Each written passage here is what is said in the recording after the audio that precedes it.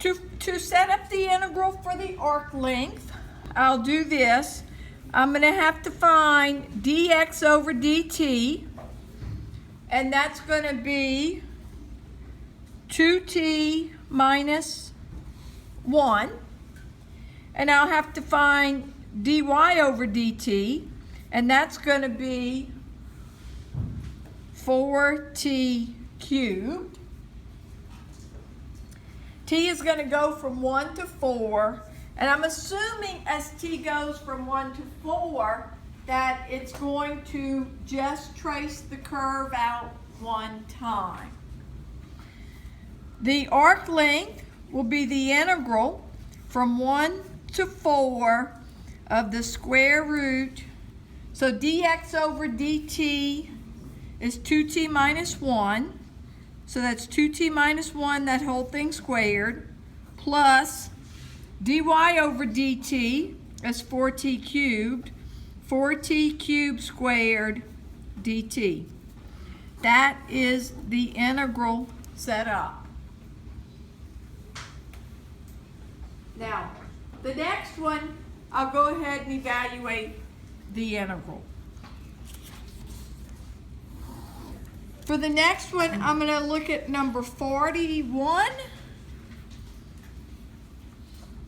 41 on the same page. This is the 7th edition of the book. X equals 1 plus 3t squared. And y equals 4 plus 2t cubed. And we have 0 is less than or equal to t, less than or equal to 1. So to set up the integral for the arc length equals L, which will be the integral from 0 to 1 of the square root.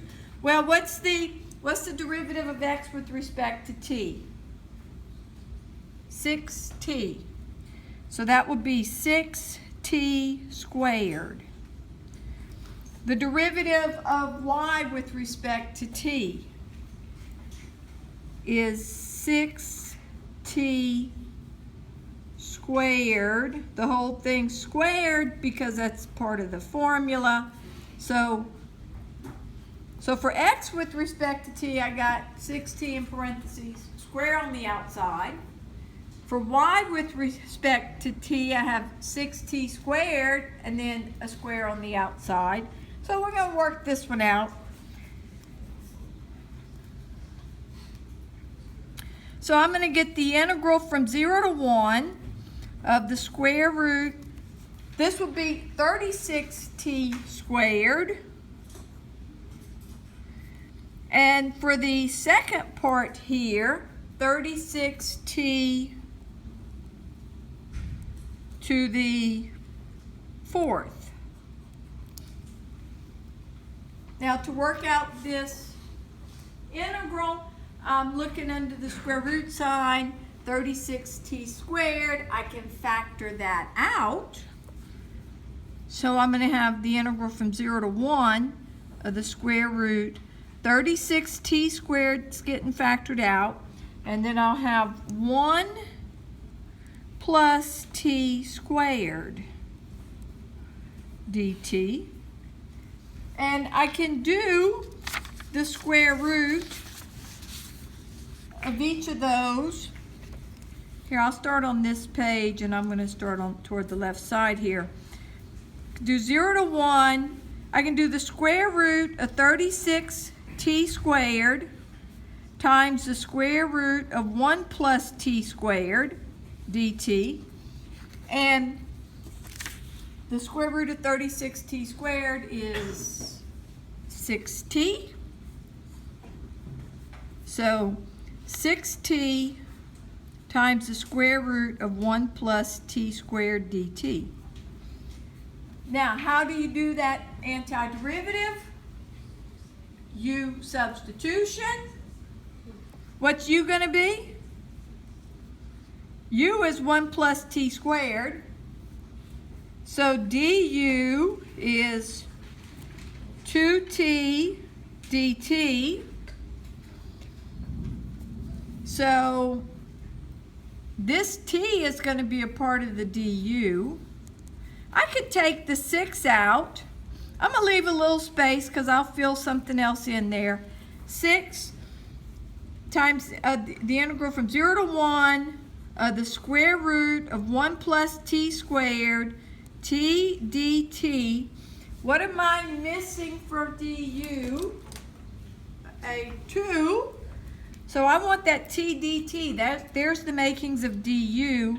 I need to put a 2 in there. So I need to put a 1/2 in the front. You can handle that a little differently if you like. That's normally what I would do. 6 times 1/2 is 3. So 3 times the integral. Now, I normally go 0 to 1. I normally keep it in terms of the original variable. Mr. Shashika did say that was not correct. And I do respect what he has to say. He's a pretty smart guy there. He indicated I should go ahead and change them to values for u. If I don't, maybe I should write equals t. But in my head, I'm thinking those are values for t. So, all right. So this is what I have now for my antiderivative. And so what's the antiderivative of u to the 1/2? U to the 3/2 multiplied by the reciprocal 2/3 and 0 to 1, those are values for t. So 3 times 2/3, the 3's will cancel. So I get 2 times u to the 3/2, 0 to 1. And now let me go ahead and put 1 plus t squared back in for u. So 2 times 1 plus t squared to the 3/2. Now my 0 to 1 is mathematically correct there. So now I'm going to plug in the 1. I'll plug in the 0. I'll get 2 times 1 plus 1 squared to the 3/2 minus 2 times 1 plus 0 squared to the 3/2. 1 plus 1, 2. So this would be 2 times 2 to the 3/2 minus 2 times 1 to the 3/2.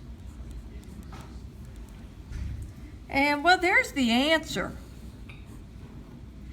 You could simplify it a little bit if you like. I think I'm just going to probably leave it like that.